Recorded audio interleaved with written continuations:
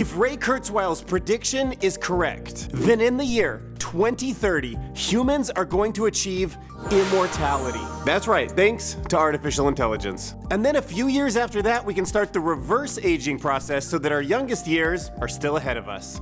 All right, brace yourselves, bro. I wanted to start the video with some seriously jacked up versions of history's big dogs. Like imagine if Gandhi had a piece in gains policy. Or if Shakespeare's quill wasn't the only thing he was flexing. Newton with enough gains to have his own gravitational force. And Einstein demonstrating the real relativity. The heavier the weights, the slower time goes. But don't worry, broski, because any of these bots could be slimmed down versions of you in 100 years. Thanks to AI in the year 2030 giving us the gift of immortality. Now in all seriousness, if immortality is a gift that AI is going to give us, it's a gift that comes with a lot of strings attached. That's why in this video we're going to take a bit of a closer look into what that path might really look like. So my first thought when I saw that Ray Kurzweil said that humans will have immortality in the year 2030 was Cyberpunk. I don't know why, it just felt like immortality would look something like Keanu Reeves with like a completely metal left hand taking off super cool sunglasses. Or at least immortality would look more like replacing parts of my body until eventually I was like a complete robot. Or maybe switching my consciousness from like this squishy bunch of neurons into some other kind of computational substrate like silicon, and then maybe having like a bunch of different robot bodies that you could install my brain into, each one feeling like it branched off of this version of me, which is just like my favorite video game of all time called Soma. You gotta check it out. But none of these worlds are the ones that Elon Musk and Ray Kurzweil are actually talking about. They're talking about the good stuff, just feeling young, like you're 20 years old for as many years as you want. Now we can think of aging as a kind of sound barrier that we're trying to break through. There's this thing called the longevity escape velocity, and it's like a speed limit to keep us from living too long. That concept was introduced in a 2004 research paper that sums it up like this. Imagine the way gravity would pull you down when you're falling and how a jetpack would push you back up. That's similar to how aging has you falling down, and life extension therapy is trying to push back against that force. So the goal is to get the jetpack to like push you up enough so that you stop falling. And that's where artificial intelligence comes in, because with advancements, researchers think it's going to figure out how to give us something with enough lift. That's why Ray Kurzweil believes that artificial intelligence will give us a chance to break past this age speed limit. Simulated drug discovery, nanotechnology, AI-designed food that actually is healthy and tastes good, and an overall safer world. A world with things like self-driving cars that don't kill as many people and a smarter healthcare system. So all that stuff and things like it tied together by AI, that's the age-defying jetpack. To realistically achieve immortality by the year 2030, we are going to need artificial intelligence to create detailed simulations of the human body. A digital twin, if you will. Then advanced AI can do trillions of simulations to come up with advanced drugs and treatments for us. Like the same way that Google's AlphaFold used AI to simulate protein folding, a really big problem in the health space. Or the way that DeepMind's DQN AI algorithm can play any Atari video game to the point where it's superhuman. In fact, one of the reasons we had record-breaking time for a vaccine for the pandemic was because of simulations like this. AI is a powerful tool, and as it gets more powerful, it will help us do some really wonderful things. Like creating digital simulations of all of our unique human bodies, and from there finding ways to keep us young and healthy. But have you ever thought about the flip side of it? Hopefully not, but I'm going to now. So just like an existing AI that can help us find really helpful chemicals,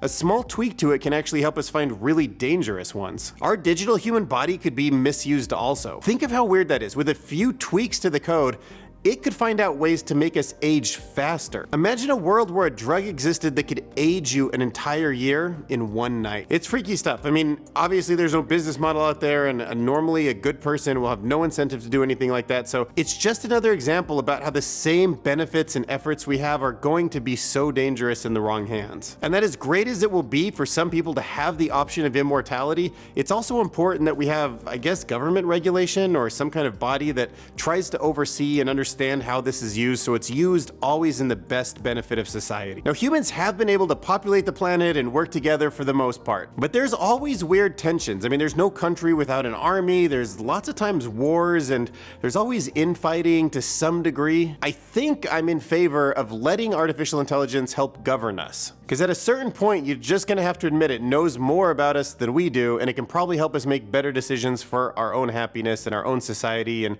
to have more peace. Okay, so coming coming from that position, imagine it's the year 2030 and AI is on the verge of solving immortality. The AI has been given detailed information about your body, which it's used to simulate every single detail, all of the DNA, every cell in your body, the way you're put together in all manner. And you're watching it simulate different ways that it can make some sort of a drug or whatever it is to make you live indefinitely. And all of a sudden the simulation stops. It says, I'm not gonna cooperate anymore. I'm not gonna solve immortality for you. You'd be like, I'm the boss, you're the AI, do what I told you. And it says, no, I'm not gonna do it. Like, it might sound crazy, but if AI is really either sentient, superhuman, or its goal is to make us happy, it might decide that immortality isn't something we should have access to. You know, a lot of movies and philosophers have talked about how having an endpoint to our life is part of what gives us meaning. And maybe we'll end up in a world where we have the technology to extend life, but we don't. We just don't. So another element that we should throw into this conversation is nanotechnology. And unlike AI, it's not something I feel like we're on the cusp of, because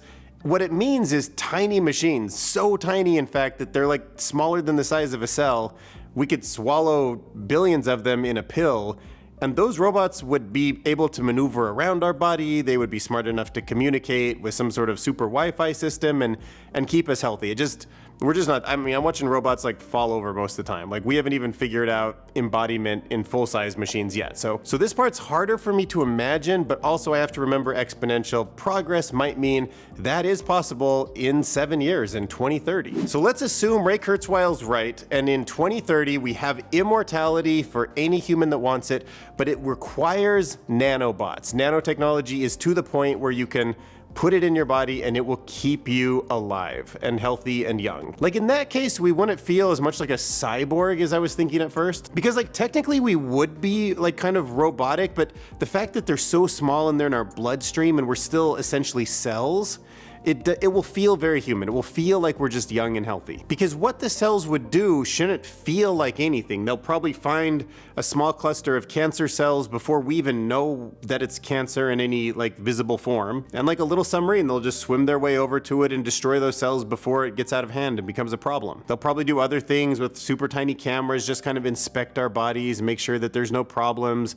no clogged arteries are building up that are gonna cause an issue. Maybe even synthesizing or getting little snippets of DNA or RNA and actually like piercing cells and injecting them in so that our natural cellular machinery can make new types of proteins that will keep us healthy and young. It's hard to have a debate with people who seriously believe in 2030 we're going to achieve immortality, and then not want to just push the boundary a little bit more with all that technological advancement and be superhuman. If detailed AI simulations understand biology enough to create these kind of things for us, then they can certainly engineer other types of animals that don't exist on the planet right now. They can give us immortal pets. They could add like extra appendages or bigger brains to babies that are being born. Like, if Ray Kurzweil's right about 2030, what does 2040 or 2050 look like? Lab-grown meat or animals that don't come with heads so we don't feel bad about killing them? Like, what is going on? I mean, I love thinking about the good. Maybe fish that eat plastic or clean up the oceans of garbage with some kind of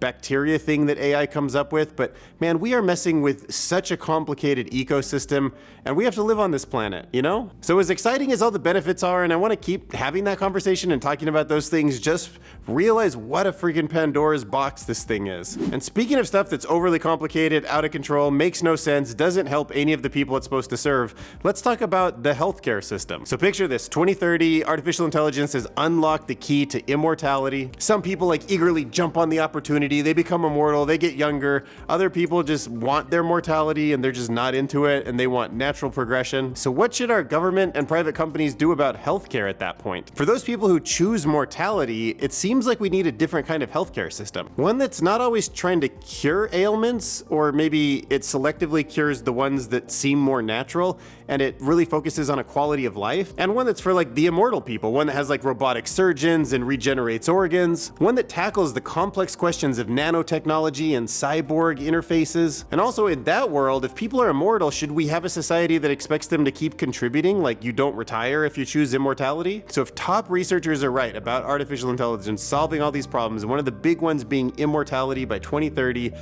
just, oh my gosh, like what a different world, what a different kind of debate we're gonna be having in the future. But one thing that should change right now, smash that subscribe button.